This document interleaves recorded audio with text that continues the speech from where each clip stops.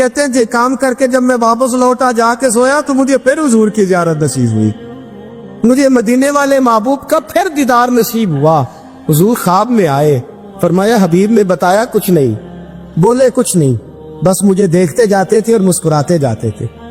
سلطان نے چاروں جانب کھدوا کے نا خندق، اس میں سیسا ڈلوا دیا، دیواریں پکی کرا دی، کوئی کھودنا بھی چاہے تو پہنچ نہ سکے۔ کہتے حضور دیکھتے جاتے، مسکراتے جاتے، اور جب میرے نبی میری طرف دیکھ کے مسکراتے تو مجھے یوں لگتا اللہ نے میرے لیے جنت کے سارے دروازے کھول دیے۔ مجھے یوں لگا جیسے جنت کی حوریں مجھے سلامی دینے آئی، مجھے یوں لگا جیسے فرشتے چھوکا آئے ہیں اور مجھے کہتے ہیں کیا تیرا مقدر ہے، کیا تیرا نصیبہ ہے، کیا تیری بات ہے۔ حضرت سیدنا ابو موسیٰ اشعری کہتے ہیں کہ میں نے نا مال غنیمت کی صفائی کی تو ایک دینار مجھے نا کہیں پڑا ہوا مل گیا، تو فرماتے ہمیں اجازت ہوتی تھی کہ ایک دینار ہم اپنی مرضی سے کہیں خرچ کر سکتے تھے، اگر آپ ناراض نہ ہوں تو ہمارے ہاں جب چیئرمین صاحب، ناظم صاحب ٹھیکے دیتے ہیں تو ٹھیکیدار ان کا چھوٹا بھائی ہوتا ہے یا چچا کا بیٹا ہوتا ہے یا خالہ کا بیٹا ہوتا ہے، وہ خود ناظم ہوتے ہیں اور ان کا چھوٹا بھائی ٹھیکیدار ہوتا ہے، یعنی وہ نا سارا کچھ گھر کے اندر ہی رہتا ہے، گھر کے اندر ایک پیسہ دیتا ہے، دوسرا واپس اس کو واپس کر دیتا ہے، گھر کے اندر ہی۔ اب تو خیر ہمارے لوگ سمجھدار ہو گئے، ایک بندہ ایک سیاسی جماعت میں ہوتا ہے، دوسرا دوسری میں، اور تیسرا جس کی بھی حکومت آئی حکومت تو ہماری رہے گی نا، ایک بندہ تو ہے نا اس جماعت۔ یہ اچھا لوگوں نے ایک طریقہ نکالا ہے۔ تو حضرت عمر کے بیٹے گزر رہا تھا تو حضرت ابو موسیٰ اشعری کہتے ہیں میں نے صفائی کی تو ایک دینار نکلا، تو میں نے وہ ایک دینار نا حضرت عمر کے بیٹے کو دے دیا۔ میں نے کہا لو بیٹا اپنے چچا کی طرف سے تحفہ۔ تو گھر جا کے انہوں نے حضرت عمر کو بتایا کہ چچا نے پیسے دیے ہیں، چھوٹے بچے تھے۔ حضرت عمر نے حضرت ابو موسیٰ اشعری کو بلا لیا اور بلا کے فرمانے لگے میں تو تمہیں اپنا دوست جانتا تھا اور تو نے میری اولاد کو ہی دنیا دار بنانا شروع کر دیا، میرے بچوں کو ہی تم نے دنیا دار پیسوں پہ لگانا شروع کر دیا، میں تو تمہیں یار سمجھتا۔ فرمایا تمہیں چاہیے تھا میرے بیٹے کو نصیحت کرتے کہ بیٹا پیسوں سے رب راضی نہیں ہوتا، اس کی رضا والے کام کیے جائیں تو رب راضی ہوتا ہے۔ اور فرمایا تمہیں کوئی اور گھر نہیں ملا تھا تباہ کرنے کے لیے، میرا ہی گھر ملا تھا، اٹھاؤ اپنا دینار اور خبردار آج کے بعد میرے بچوں کے ساتھ یہ والی نیکی نہ کرنا۔ اور ہمارا کیا سٹیٹس ہے، دوستی ہے یہ اس سے جو تحفے زیادہ دے، جو بچوں کو خراب کرنے میں مدد زیادہ کرے اس کے ساتھ یہ رات۔ حضرت عمر نے گھر پہ اور سب سے بڑھ کر اپنی ذات میں توجہ کی۔ حضرت ابو مالک رضی اللہ تعالیٰ عنہ کہتے ہیں میں عمر کے پیچھے پیچھے ایک باغ میں گیا، اکثر اس باغ میں جایا کرتے تھے، اور عمر جا کے نا تو درخت کے نیچے بیٹھ گئے اور فرمانے لگے او امیر المومنین اللہ سے ڈر جا، ورنہ جس رب نے حکومت دی ہے وہ عذاب بھی بڑا دے گا، ڈر جا رب سے۔ کبھی ساری زندگی حضرت عمر نے اپنا کوئی تعارف نہیں کرایا، کبھی نہیں۔ ایک بندے نے آپ کے سامنے تعریف کر دی آپ کی تو فرمانے لگے تو خود بھی ہلاک ہوا اور مجھے بھی ہلاک کر دیے، کیا ضرورت پڑی ہے میری تعریفیں کرنے کی، اتنی دیر میری تعریف میں لگائی، اللہ کا ذکر کرتا رب تجھے ثواب دیتا، حضور پہ درود پڑتا تو رب تیرے اوپر رحمتیں نازل کرتا، کس چکر میں؟ آج جتنا اچھی کوئی خوشامد کرے اتنی اچھی وزارت ملتی، جتنی اچھی اس کو جو ہے وہ چاپلوسی کرنی آیا درجہ بھی اسے اتنا ہی اچھا ملتا ہے۔ حضرت عمر فاروق رضی اللہ تعالیٰ عنہ آپ کے بیٹے کہتے ہیں، صاحب فتوح الشام نے لکھا ہے، آپ کے صاحبزادے کہتے ہیں میں نکلا تو میرے ابا جی نا اپنی پشت پر مشکیزہ رکھ کے کنویں سے پانی بھر کے آ رہے، میں دوڑ کے آگے گیا، میں نے کہا ابا جی مجھے دے دے۔ فرمانے لگے بیٹا تیرا کیا خیال ہے، کوئی اور نہیں تھا مشکیزہ بھر کے لانے کے لیے، تیرا کیا خیال ہے؟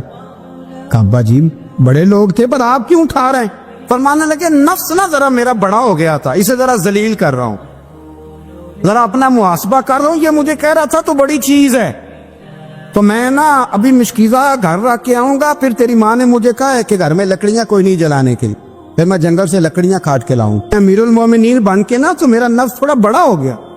اب یقین کریں ہمارا آزما خراب ہو جاتا ہے جب تک ہمارا تعارف صحیح نہ ہو، ہمارا تعارف ٹھیک نہ ہو، میں یہ ہوتا ہوں میں وہ ہوتا ہوں، چھوڑ مٹی دیں تے مٹی رہنا ہی، مٹی دیں تے مٹی دیں تے مٹی رہنا ہی، ایویں کادی بلے بلے اج مٹی دے اتے بندیا تے کل مٹی دے تھلے، مٹی دیں تے مٹی رہنا ہی، کادی بلے، مجھے پوچھ لو مجھے جان لو میرا نام لے لو، میں بھی آیا ہوں، میں بھی ہوتا ہوں، میرا بھی یہ تذکرہ ہے، جس کو اپنا تعارف کرانا پڑ گیا اس سے بھی زیادہ کمزور کوئی ہے؟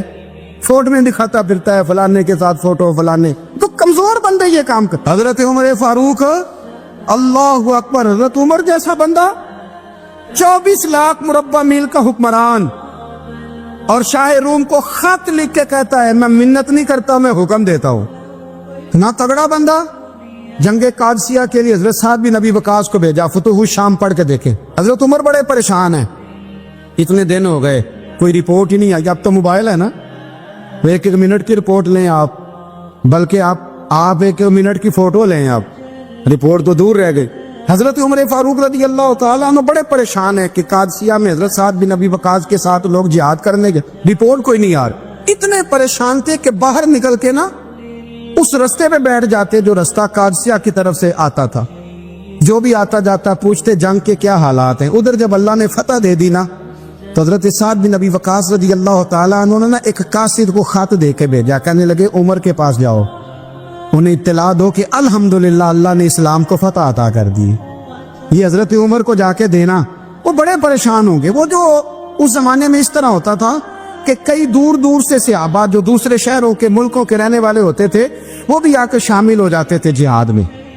کوئی ایک دفعہ مدینے آیا، کوئی 2 دفعہ آیا، پھر اپنے اپنے علاقوں میں۔ بہت سارے لوگوں نے زیادہ دفعہ حضرت عمر کو دیکھا بھی نہیں تھا۔ وہ جو قاصد خط لے کے آیا تھا نا، اس نے ایک آدھ دفعہ دیکھا تھا، حضرت عمر بوڑھے ہو گئے، وہ پہچانتا نہیں تھا۔ ادھر سے وہ خط لے کے آ گیا، حضرت عمر مدینے سے باہر نکل کے اس روڈ پہ بیٹھے تھے جو قادسیہ سے آتا تھا۔ جب وہ اس آدمی کو آتے دیکھا تو حضرت عمر اٹھ کے کھڑے ہو گئے، فرمانے لگے قادسیہ سے آ رہے ہو؟ وہ کیا کہتا ہے؟ پھٹے پرانے کپڑے، ٹوٹے ہوئے جوتے، سر پہ پرانی پگڑی، کہنے لگے غلام مدینے کے رہنے والے ہو؟ حضرت عمر کہنے لگے ہاں مدینے کا ہوں۔ کہا میں قادسیہ سے آیا ہوں، الحمدللہ اللہ نے اسلام کو فتح دے دی ہے، الحمدللہ کفر کی کمر ٹوٹ گئی ہے۔ اس نے یہ بات کر کے تو گھوڑے کو ایڑی لگائی، گھوڑا دوڑنے لگا مدینے کے، حضرت عمر بھی ساتھ ساتھ دوڑ رہے۔ فرمانے لگے اچھا بتاؤ خالد بن ولید کا کیا حال ہے؟ تھوڑا آگے جا کے فرمانے لگے اسامہ بن زید کیسے ہے؟ وہ کہتے ہیں ٹھیک ہے۔ پھر اس نے اور گھوڑا، عمر ساتھ ساتھ دوڑ رہے ہیں، ساتھ ساتھ 24 لاکھ مربع میل کا حکمران، ایک جوتا پیر سے نکل گیا، عمر دوڑ رہے ہیں۔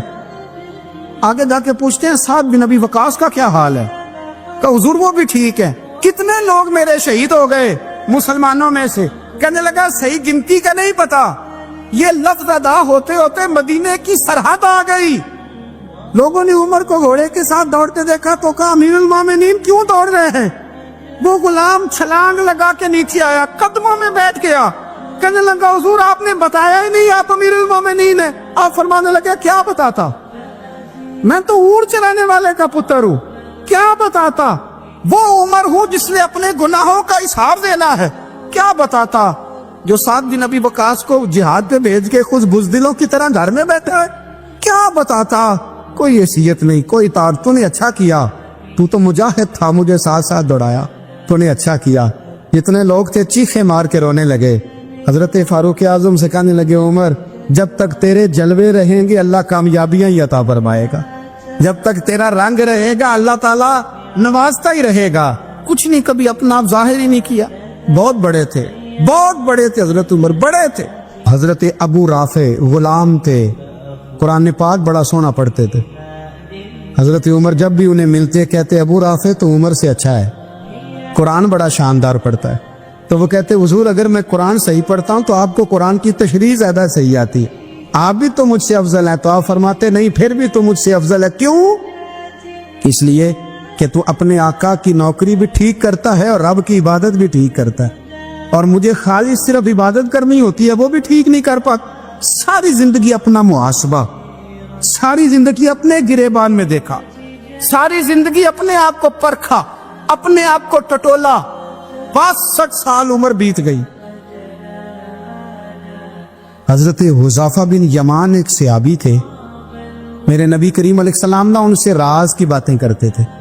ہر بندے کا عزمہ ٹھیک نہیں ہوتا، سب سے راز کی بات نہیں کرنی چاہیے۔ حضرت حذیفہ بن یمان کہتے حضور راز کی باتیں بتاتے۔ مدینہ منورہ میں جو منافقین تھے ان کی لسٹ بھی نبی پاک نے حضرت حذیفہ بن یمان کو دی تھی۔ جب کوئی مشکوک آدمی مر جاتا نا تو صحابہ کہتے ہیں ہم دیکھتے اگر حضرت حذیفہ نے جنازہ پڑھا ہے تو ہم بھی جنازہ پڑھ لیتے. نبی پاک نے بھی کچھ جنازے نہیں پڑھے. ترمذی میں ہے فرمایا عثمان سے جو بغض رکھے اس کا جنازہ نہیں پڑھیں گے. حضرت حذیفہ بن یمان اگر جنازہ پڑھتے تو لوگ پڑھتے, وہ نہ پڑھتے تو لوگ جنازہ نہ پڑھتے. حضرت حذیفہ بن یمان کہتے ہیں جناب عمر فاروق کی خلافت کے آخری ایام تھے, کچھ دنوں کے بعد وہ شہید ہو گئے. فرماتے آدھی رات کا وقت تھا, میں گھر میں سویا تھا بڑا بے فکر, اچانک میرے دروازے پہ دستک ہوئی, میں گھبرا کے اٹھا, اتنی رات کو کون آیا؟ کہتے ہیں قربان جاؤں دروازے پہ گیا تو امیر المومنین فاروق اعظم دروازے تھے. میں نے کہا عمر کوئی حکم تھا تو مجھے بلا لیتے. کہنے لگے میں نا امیر بن کے نہیں آیا, تیرا ویر بن کے آیا ہو. امیر المومنین کی حیثیت سے سرکاری کام سے بلاتا تو وہاں بلاتا, مجھے ایک ذاتی کام پڑ گیا. کہتے میں نے عمر کو گھر کی اندر بلا کے چارپائی پہ بٹھایا. میں نے کہا حضور میں غریب آدمی, میں کیا آپ کے کام آ سکتا ہوں؟ تو کہتے انہوں نے نا مجھے ساتھ بٹھا لیا, پھر میرا ہاتھ پکڑ لیا. کہنے لگے تو عمر کو جانتا ہے؟ عمر جھوٹ نہیں بولتا. تو جانتا ہے عمر وعدوں کا پکا ہے؟ کہا حضور جانتا ہوں. کہا میں اس وقت آیا ہوں جب دیکھ بھی کوئی نہیں رہا. حضرت حذیفہ بن یمان کہتے ہیں پریشان ہو گیا, حضور پہلیا نہ بجھوائے, مہربانی کر بتایا کدھر آئے ہیں. تو حضرت عمر فاروق فرمانے لگے 62 سال کا ہو گیا ہوں, 63 میں چل رہا ہے, داڑھی سفید ہو گئی ہے, پھل پک گیا, اٹھ فریدہ ستیا, داڑھی آ گئی پور, اگا نیڑے آ گئی, پیچھا رہ گئی دور. اب قبر اشر کا معاملہ صاف نظر آنے لگا ہے. کہا حضور مجھ سے کیا چاہتے ہیں؟ حضرت عمر رو پڑے, کہنے لگے آج میں عشاء کے بعد نکلا ہوں تو نبی پاک کے صحابہ مجھے نیک کہہ رہے تھے. پھر میں نے بچوں کی ماں سے اور بچوں سے بھی پوچھا ہے, وہ بھی مجھ سے راضی ہیں. پر حذیفہ تیرے ساتھ نبی پاک راز کی باتیں کرتے تھے, سچ بتا کہیں عمر کا نام منافقوں میں شامل تو نہیں؟ سچ بتا ان منافقین میں تو شامل نہیں, کہیں اوپر سے تو نہیں سارا کچھ؟ حضرت حذیفہ بن یمان کہتے ہیں میں باپ کے مرنے پہ اتنا نہیں رویا جتنا عمر کے سوال پہ رویا. میں قدموں میں بیٹھ گیا, میں نے کہا نہیں عمر یہ تو میں نے نہیں سنا, لیکن یہ میں نے نبی پاک سے ضرور سنا ہے کہ میرے بعد اگر کوئی نبی ہوتا تو عمر ابن خطاب ہوتا. یہ میں نے اپنے کانوں سے سنا ہے کہ عمر جس گلی سے گزرے شیطان راستہ بدل جاتا ہے. یہ میں نے اپنے کانوں سے سنا ہے کہ 950 سال حضرت جبریل جناب عمر کی شان بیان کریں تو پھر بھی بیان نہیں ہو سکتا. یہ میں نے ضرور سنا. دوستو ساری زندگی حضرت عمر نے اگر دوسروں کا محاسبہ کیا تو اپنا اور اپنے بچوں کا بھی کڑا خیال رکھا, اپنی ذات پر بڑی توجہ دی. جو لوگ اپنا بھول جاتے نا, ہمیں اپنی صحت کا بڑا خیال ہے لیکن اپنی روحانی زندگی کا کوئی خیال نہیں ہے, قلبی زندگی کا کوئی تصور نہیں ہے. آپ یقین کریں موٹا آدمی کمزور ہونے کے لیے جدوجہد کر رہا ہے, کمزور طاقتور ہونے کے لیے, لیکن جس کو کتنے دن بیت گئے اللہ رسول کی یاد میں رویا ہی نہیں, کتنے دن بیت گئے نہ سننے کو دل ہی نہیں چاہا, جسے مہینوں بیت گئے اور قرآن پاک کی طرف نظر ہی نہیں گئی, وہ فکر مند ہی نہیں. زندگی زندہ دلی کا نام ہے, مردہ دل کیا خاک جیا کرتے ہیں. بھائی حضرت عمر کی زندگی دور حاضر میں ہمیں یہ سبق دیتی ہے کہ کڑی نگرانی رکھو اپنے پودوں کی, کڑا خیال رکھو اپنے ذاتی باغ کا, اور یہ جو تمہارے دل کی دنیا ہے یہ تمہاری روح کی زندگی ہے, اس کا محاسبہ کرتے رہو. نبی کریم علیہ السلام نے فرمایا اپنا حساب خود کر لو قبل اس کے کہ تمہارا حساب کیا جائے. اپنا حساب ہم ساری دنیا کا حساب کرتے پھرتے ہیں, کوئی کہاں سے کماتا ہے کہاں کھاتا ہے, پر اپنا حساب حضور نے فرمایا حساب کر لو قبل اس سے کہ تمہارا حساب. مولا علی فرماتے ہیں نماز پڑھ لو قبل اس کے کہ تمہاری نماز پڑھی جائے. اپنا محاسبہ کریں, تھوڑا سا نا اوپر دائیں بائیں دیکھنے کی بجائے تھوڑی سی گردن جھکا کے نا, درویش کہتے ہیں برے بندے نو میں لبن ٹریا تے جگ تے ملیا نہ کوئی, اپنے اندر چاہتی پائی تے میتھوں برا نہ کوئی. تھوڑی سی اپنی طرف توجہ دیں. ہم نا بے چین وقت گزار رہے ہیں, بے قرار ہیں, بے سکون ہیں. سبب یہ ہے کہ ہم نے نا اپنا حساب کرنا چھوڑ دیا ہے. حساب کرو گے بے حساب تو بندہ روٹی کھا لے تو بیمار ہو جاتا ہے, اور اگر زندگی بے حساب گزرے, گناہوں کا حساب ہی نہ کیا جائے, تقوی کی طرف توجہ ہی نہ کی جائے, تو پھر زندگی دشوار ہو جاتی ہے. نبی کریم صلی اللہ تعالی علیہ وسلم نے اپنی زندگی ساری آزمائشوں میں گزاری. کہیں آپ کو محسوس ہوتا ہے کہ نبی کریم صلی اللہ علیہ وسلم کسی کے پاس بیٹھے اور فرمایا آؤ میں تمہیں اپنے دکھ سناؤں؟ ہمیں تو مسئلہ بن گیا ہے، ہم لوگوں نے اپنے آپ کو غیر مطمئن بنا لیا ہے. ہم ان ساری چیزوں کی ڈیمانڈ کرتے ہیں جو ہمارے مالک نے مناسب نہیں سمجھی ہمیں دینی.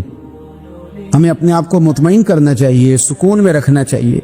اگر آپ تھوڑا سا اپنے آپ کو سکون دیں، اطمینان دیں، کہیں الحمدللہ، اللہ تبارک و تعالی جہاں جس کو چاہتا ہے وہاں اسے بٹھا دیا کرتا ہے. پھر ہم لوگوں کا منصب چھیننا چاہتے ہیں، حسد کرتے ہیں، بغض پیدا ہوتا ہے، عداوت پیدا ہوتی ہے، نقصان ہوتا ہے. فطری طور پر جو صلاحیتیں اللہ نے دی ہوتی ہیں ان کو بھی زنگ لگ جاتا ہے، زنگ لگنے لگتا ہے ان سب چیزوں کو جو اللہ نے اپنے فضل سے ہمیں دی ہوتی ہیں. تو بات کو یاد رکھیں، زندگی میں آپ مطمئن ہو جائیں کہ رب کریم نے جو دیا ہے وہ کمال ہی دیا ہے، کمال ہی. حضور کی ایک زوجہ محترمہ تھی تو ان کے ہاتھ ذرا لمبے تھے، مومنوں کی ماں. بعض خواتین نے ان سے کہا کہ لمبے ہاتھوں والی، ہم بنا لیتے ہیں نا یہ بھی بات کہ اس کا ناک موٹا ہے تو اس کی آنکھیں چھوٹی ہیں تو اس کے کان بڑے ہیں تو اس کے ہاتھ کیسے ہیں، تو کہا لمبے ہاتھوں والی. تو پریشان ہو گئی. نبی کریم علیہ السلام تشریف لائے، کیا ہوا؟ اس کی یا رسول اللہ مجھے لمبے ہاتھوں والی کہتے ہیں. تو حضور فرمانے لگے یہ پریشان ہونے والی بات ہے کہ خوش ہونے والی بات؟ یا رسول اللہ کیا مطلب؟ فرمایا تو کہہ کہ رب نے لمبے ہاتھ اس لیے دیے ہیں تاکہ میں سخاوت زیادہ کر سکوں. میں سخاوت زیادہ، یہ جو میرا چہرہ ہے نا، یہ جو آپ کا چہرہ ہے، یہ آپ کی چاہت ہے کہ اللہ کی؟ فی ای صورت ما شاء رکبک، اللہ فرماتے ہیں جیسے میں نے چاہا ہے ویسے تجھے بنایا ہے. تو اگر میرا موٹا ناک، میری چھوٹی آنکھیں، میری بڑی آنکھیں، میرے چپٹے کان، یہ میرے تو نہیں، یہ تو میرے رب کی چاہت ہے. مجھے اپنے موٹے ہونٹوں سے نفرت کرنی چاہیے کہ اللہ کی چاہت سے پیار کرنا چاہیے؟ مجھے اپنے کالے رنگ پر پریشان رہنا چاہیے کہ رب کی چاہت پر مجھے پیار آنا چاہیے؟ اللہ کی چاہت پر پیار کر، یہ چاہت ہے اللہ کی، یہ چاہت ہے. تو اللہ کی چاہت سے محبت کر. تو پریشان ہو رہا ہے فلانے کا رنگ ہو رہا ہے تو میرا کالا ہے، فلانے کا مکان بڑا ہے تو میرا چھوٹا ہے، فلاں بڑی گاڑی میں کیسے بیٹھ گیا؟ بھئی اللہ نے چاہا تھا بیٹھ گیا. اللہ نے میرے لیے سائیکل پسند کی ہے، مجھے الحمدللہ کہہ کے سائیکل پہ بیٹھنا چاہیے. اس نے پسند کی ہے، اس کی رضا ہے کہ میں یہاں رہوں. تو ایک بات تو یہ ہمیشہ یاد رکھیں کہ آپ اپنے آپ کو مطمئن کریں، زندگی میں سکون دیں. نفسیاتی طور پر ہم بڑے ڈسٹرب اس لیے ہیں کہ ہم بے سکون رہتے ہیں جان بوجھ کے، وجہ ہی کوئی نہیں. لیکن جب تک زندگی ہے اللہ نے زندہ رکھنا ہے، اور جب وقت آ جانا ہے تو پھر کوئی ہمیں بچا سکتا. تو ٹینشن کس بات کی، ڈپریشن کس بات کا؟ ایک بات. دوسری بات یہ کہ دوسروں کی نفسیات کا بھی تھوڑا تھوڑا خیال کریں. ہم پتہ کیا چاہتے ہیں؟ سارے میرے مطابق چلیں، پھر نفسیاتی مسائل پیدا ہوتے. میرے ساتھ اگر 100 بندہ پیار کرتا ہے تو ان کے مطالبے الگ الگ ہیں. کوئی کہتا ہے جناب کو پیار ہی کرنا چاہیے، ہر ایک سے مسکرا کے ملنا چاہیے. کوئی کہتا ہے حضرت صاحب اتنا بھی پیار کریں تو لوگ نگل جاتے ہیں، تھوڑی ڈنڈی پٹی بھی ہونی چاہیے. دونوں قسم کے لوگ ہیں نا جی. ایک وہ شخص ہے جو کہتا ہے اتنا بڑا مجمع ہے تو 2 سیکیورٹی گارڈ بھی ہونے چاہیے. تیسرا کہتا ہے جی عجیب عجیب لگتا ہے، ایک گارڈ رکھے ہوں کسی بندے نے، کسی بڑے آدمی. تو یہ ہر بندے کا مطالبہ. اب آپ نے کیا کرنا ہے؟ آپ نے لوگوں کے مزاج کی رعایت کرنی ہے. جہاں تک آپ پیار کر سکے آپ نے کرنا ہے، جہاں تک محبت کر سکے آپ نے محبت. نبی پاک نا بچوں کے مزاج کا خیال کرتے، چھوٹے بچوں. حضور پاس سے گزرتے تو فرماتے السلام علیکم. ایک بچے نے نا حضور کے کپڑوں پر پیشاب کر دیا تھا، اس کی ماں پریشان ہو گئی. بخاری ہے. یا رسول اللہ وہ بچہ تھا پتہ نہیں چلا. تو نبی پاک فرمانے لگے کیا ہو گیا؟ وہ بچہ ہے، اللہ نے پانی پیدا کیا، نابی اس پہ پانی بہائیں گے سب ٹھیک ہو جائے گا. وہ بچہ ہے. لیکن حاجی صاحب گھر میں بگڑ جاتے ہیں. پوتا اگر پیشاب کر دے کہتے ہیں میں نماز پڑھنی ہوں، وہ بگڑ جاتے. پیر صاحب بگڑ جاتے اس بات پہ، علامہ صاحب بگڑ جاتے. شیر صاحب کہتے ہیں پتہ ہی نہیں بچے نے پیشاب کر دیا. حضور نے فرمایا کہ بچہ بچہ ہوتا ہے، وہ چھوٹا ہے، اس کا ایک مزاج ہے، اس کا ایک مطالبہ ہے. اب آپ یہ کہیں کہ وہ بڑا مجھے پاک صاف سمجھتا ہے تو اس رویے سے میرے ساتھ وہ ملاقات کرے، آپ اس کے مزاج کی رعایت کریں گے۔ نبی کریم کے غلام کے بیٹے ہیں حضرت اسامہ بن زید، نواسوں کی بات نہیں سنا رہا، زید بن حارثہ حضور کے غلام تھے، ان کے بیٹے ہیں، چھوٹی عمر تھی، ناک بہ رہا تھا۔ ویسے دادا جی ناک صاف کر دیتے ہیں پوتے کا؟ ہو سکتا ہے وہ ڈانٹ دے کہ چل دوڑ جا، کتنا گندا، اماں سے کہتا ہے ناک صاف کرے، چل نالائق، نانا بھی کہتا ہے بھاگ جا، کیونکہ وہ حاجی صاحب نے وضو کرنا ہے، نماز پڑھنی ہے، تو ان کے قریب یہ چیز آگے تو بڑا مسئلہ بن جائے گا۔ نبی کریم صلی اللہ علیہ وسلم نے کہا عائشہ اسامہ کی ناک بہ رہی ہے، صاف کر دو۔ حضرت عائشہ کہتی ہے میں ذرا اٹھی کو کپڑا دیکھ لو تو حضور جلدی سے اٹھے۔ ایک روایت تو یہ ہے کہ حضور نے ناک پوچھ دیا، اور دوسری میں کہ نبی پاک قریب پہنچ گئے۔ جناب عائشہ کہتے ہیں میں نے ہاتھ پکڑ لیا، میں نے کہا حضور کپڑا لینے گئی تھی، آ گئی۔ کہتے میں نے اپنے ہاتھوں سے ان کی ناک صاف کر دی، ریڑھ صاف کر دیا۔ اللہ کے رسول گویا میری طرف دیکھ کے مسکرائے، حضور راضی ہوئے۔ بچے تو بچے ہوتے ہیں، بچے تو بچے ہوتے ہیں۔ اب آپ کو بچہ حاجی صاحب مانے، پہلے نمازی صاحب مانے، آپ کو پہلے بچہ جو ہے وہ بڑا سیانا مانے، سمجھدار مانے، عقل مند مانے، پیر صاحب مانے۔ چھوٹا بچہ تو نہیں مان سکتا۔ آپ اس کی نفسیات کے مطابق اس کے ساتھ چلیں۔ اب رویہ وہ رکھیں کہ وہ بچہ ہے، وہ چھوٹا ہے، اس حضور بچوں کے پاس سے گزرتے تھے تو انہیں سلام کہتے تھے۔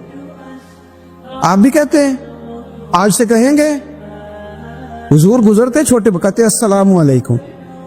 اور نبی پاک صلی اللہ علیہ وسلم کبھی کبھی نا بچے کھیل رہے ہوتے تو حضور بیٹھ جاتے، فرماتے یار میرے سینے سے تو لگو۔ حضور زمین پہ بیٹھ جاتے، بچہ یوں ہاتھ پہ، بچہ دوڑا آتا، حضور کے سینے سے جب لگتا تو نبی پاک گر جاتے اور فرماتے اوئے ہوئے تم نے تو مجھے گرا ہی دیا ہے۔ یہ بچوں کے ساتھ آپ جو رویہ رکھیں گے وہ میٹھا ہوگا۔ اب آپ کہیں گے چونکہ اب میں ایک عہدے پہ ہوں، میں ایک منصب پہ ہوں، تو یہ آپ کی نفسیاتی کمزوری ہے۔ پھر کیا ہوتا ہے، بچوں کو ڈانٹ کے رکھا جاتا ہے، بے جا ڈانٹ ڈپٹ، بے جا سختی، اور بے جا ان کے ساتھ رویے، اور ان کے ساتھ بڑی عجیب و غریب قسم کی جو ہے وہ ہماری جو ہے وہ گھٹن گیپ آ جاتا ہے بچوں کے درمیان۔ بچے، میں کہا کرتا ہوں، پھر بچے ہمیں دکھ نہیں سناتے، وہ پھر غلط آدمی کو دوست بناتے ہیں، پھر اس غلط آدمی کو اپنی بات بتاتے ہیں، غلط آدمی رازدار بن جاتا ہے۔ آپ ان کی نفسیات کے مطابق ان سے پیار کریں، انہیں ٹائم دیں۔ آپ دیکھیں یہ کیا سوچتے ہیں، کیا کہتے ہیں، کس طرح کا ان کا رویہ ہے بچوں کے ساتھ۔ پھر نوجوان جب کوئی ہو جاتا ہے تو اس کی سوچیں جوان ہو جاتی ہیں۔ نوجوانوں سے معذرت کے ساتھ نبی پاک علیہ السلام نے نوجوانوں کی حکومت سے پناہ مانگی، نوجوانوں کی حکومت سے پناہ مانگی ہے، اس لیے کہ نوجوان بڑی جلدی پیار بھی کرتا ہے اور بڑی جلدی نفرت بھی کرتا ہے، سوچیں مضبوط نہیں ہوتی۔ نوجوان آدمی، جوان آدمی، بکھری ہوئی سوچیں ہوتی ہیں۔ میرے رسول کریم صلی اللہ علیہ وسلم نوجوانوں سے ان کے مزاج کے مطابق ڈیل کرتے تھے، ان کی طبیعت کے مطابق ان کی ذہن سازی کرتے۔ ہم نہ جوانوں کو وقت نہیں دیتے، ہم مطالبہ کرتے ہیں نوجوان سے کہ وہ ہے نوجوان باتیں بوڑھوں والی کرے۔ اگر جوانی میں بوڑھوں والی باتیں کرے تو پھر تو شیخ سعدی کہتے ہیں سارے بوڑھے چھوڑ کے اس نوجوان کے پاس بیٹھو، اس کے پاس فیض زیادہ ہے۔ اگر ایسا ہو جائے، کیونکہ در جوانی توبہ کردن شیوائے پیغمبری، یہ تو اچھی بات ہے، لیکن میرے عزیز اگر ایسا نہ ہو، ایسا ممکن نہ ہو، تو پھر نوجوان کو آپ اس کی طبیعت کے مطابق ڈیل کریں۔ آپ اس کی سوچ دیکھیں، اس کا رویہ دیکھیں، اس سے پیار کریں۔ نبی کریم علیہ السلام کے پاس ایک نوجوان داخل ہوا، اندر داخل ہوتے اس نے فٹافٹ ایک بات کر دی، کہنے لگا یا رسول اللہ مجھے زنا کی اجازت دے دیں، میرے جذبات بہت بھٹک گئے، میں روک نہیں سکتا۔ ہمارے ہاں ہمارے گھر میں کوئی فون کرے تو ہم غیرت مند بن جاتے، میری غیرت کو گوارا نہیں کہ کوئی میرے گھر میں فون کرے، اور اگر میں کسی کے گھر میں فون کروں تو پھر غیرت کدھر گئی؟ پھر بھی آپ غیرت مند نہیں صاحب، پھر بھی آپ غیرت مند نہیں۔ اگر آپ کسی کے گھر فون کرتے ہیں تو آپ غیرت مند نہیں، تو یاد رکھیں اگر آپ یہ حرکت کر رہے ہیں تو پھر آپ کو بھی تھوڑا احساس ہونا چاہیے نا۔ نبی کریم صلی اللہ تعالی علیہ وسلم سے اس نے کہا مجھے زنا کی اجازت دے دیں. حضور فرمانے لگے آگے آ جاؤ. حضرت عمر کہتے ہیں مجھے بڑا غصہ تھا, میرا دل کر رہا تھا اٹھوں اور 2 تھپڑ ماروں اسے. طریقہ ہے بات کرنے کا. حضور نے بلایا, پاس بٹھایا, تھپکی دی. فرمایا ایک بات تو بتا, تیرے سوال کا جواب پھر دیتا ہوں, ایک بات تو بتا. یا رسول اللہ صلی اللہ تعالی وسلم ارشاد فرمائیے. حضور فرمانے لگے تو پسند کرتا ہے کہ تیری بہن کے ساتھ کوئی زنا کرے؟ پسند کرتا ہے تو کہ تیری بہن کے ساتھ کوئی زنا کرے؟ کہنے لگا حضور میں بات بھی سننا پسند نہیں کرتا. تیری بیٹی کے ساتھ؟ کہنے لگا حضور زبان اس کی کھینچ لوں گا جو یہ بات کرے گا. کہا تیری ماں, تیری پھوپھی, خالہ کا؟ حضور خبردار, کسی بندے کو میں اجازت نہیں دوں گا. رسول کریم فرمانے لگے جس سے تو زنا کی اجازت مانگ رہا ہے وہ بھی تو کسی کی بہن ہے نا, وہ بھی تو کسی کی بیٹی ہے. جو غیرت, جو حمیت یہ اپنے گھر کے بارے میں آتی ہے وہ دوسرے کے بارے میں کیوں نہیں آتی؟ جب نبی کریم نے اس نوجوان کو اس کے مزاج کے مطابق سمجھایا تو اس کی آنکھوں میں آنسو آ گئے. عرض کرنے لگا یا رسول اللہ صلی اللہ تعالی علیہ وسلم, حضور زنا کی ارادہ تو ایک طرف, آج کے بعد میری زبان پر اس کا نام بھی نہیں آئے گا. آپ سامنے والے کی نفسیات کو دیکھیں, آپ اپنے موڈ میں نہ رہیں. مجھے بڑی اچھی طرح یاد ہے ایک دفعہ نا مسجد میں ایک بچے نے نا آدھی بازوؤں کی شرٹ پہن کے نماز پڑھی. ایک بابا جی نے ان کو نا منع کیا, کہنے پورا کپڑے پا کے آیا کر, پتا نہیں تمہیں. وہ کہنے لگا, بچہ کہنے لگا نماز ہو جاتی ہے, بازو آپ فولڈ کر کے ایسے کر کے, بڑے بازو فولڈ کر کے پڑھیں گے تو کراہت ہے, لیکن ویسے بھی آدھے بازو والی شرٹ میں نماز ہو جاتی ہے, لیکن اچھا عمل نہیں. اچھا یہی ہے کہ آپ کے بازو پورے ہوں. تو بزرگ ان سے کہنے پورے کپڑے پہنو, کہنے لگا بھی ہو جاتی ہے نماز, میں بھی تھا. تو مجھے انہوں نے کہا جی حضرت صاحب بات سننا. میں نے کہا جی حکم. کہنے لگے ان کپڑوں میں نماز ہو جاتی ہے؟ میں نے کہا جی ہو جاتی ہے. کہنے لگتا ہے منڈا چودھری آندا ہے, ایک منڈا لگتا ہے چودھری آندا ہے.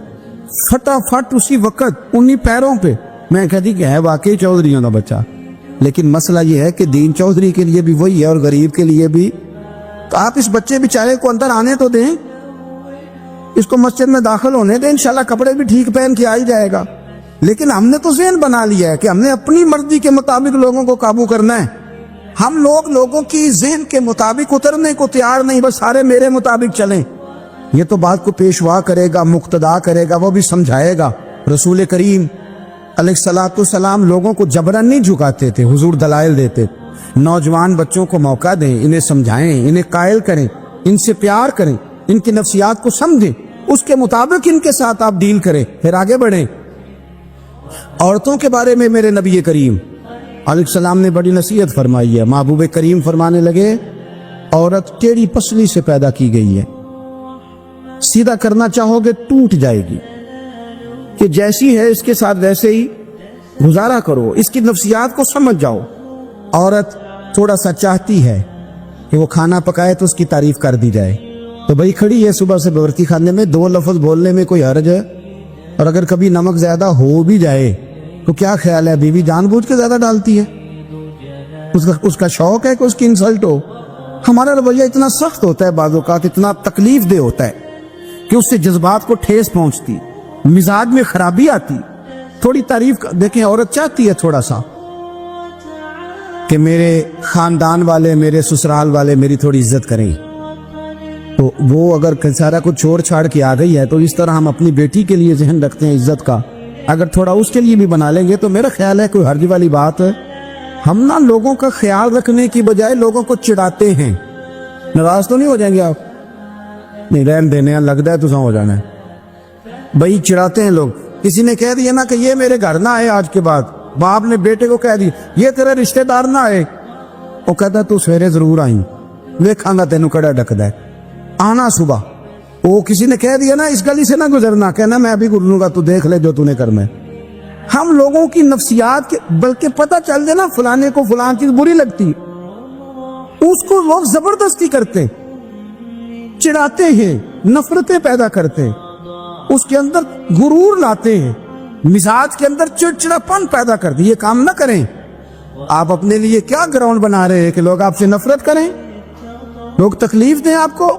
یہ نوجوان بچے کسی نے ہارن دے دیا گاڑی کا تو اب اس نے گاڑی پیچھے کرنی نہیں، وہ ماں بدولت کو ہارن بجا دیا۔ یہ مہذب قوموں کا یہ رویہ نہیں ہوتا۔